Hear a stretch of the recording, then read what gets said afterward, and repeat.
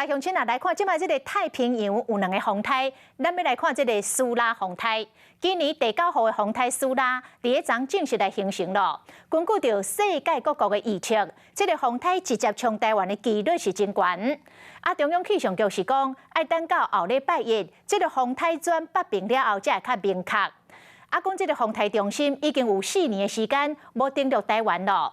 不过气象专家潘启明认为，严格讲起来，风台嘛是拢有侵袭到台湾，只不过是风台的中心拄好无来登陆。这个苏拉风台是毋是会将做4年来第一个中心登陆台湾的风台呢？这爱个观察。日头早，日头呛洋洋，出门就爱搁食雨伞。兼过好天气，民众就爱好好把握。第9号风台苏拉昨正式形成，后礼拜更加有侵台可能。不排除在礼拜3、礼拜4，这个台风会再往西北更靠近我们一些。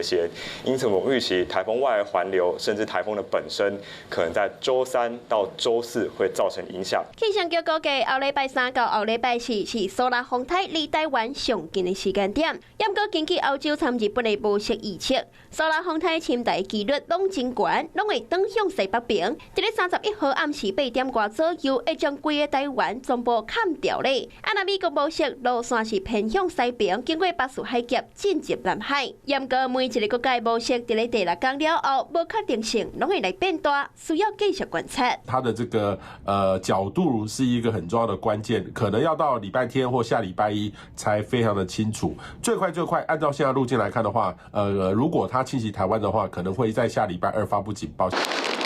是讲台湾已经过6冬无风台之外，另一个风台阁是4年前的北陆风台，当时为台湾带来大雨。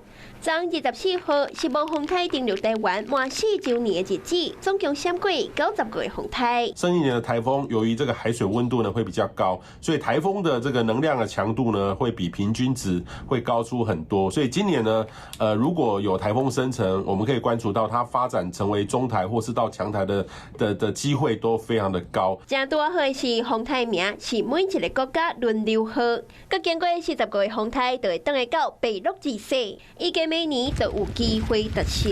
不过目前苏拉风台侵台几率悬，专家神经线拢加真严，民众恐惊就爱做好准备。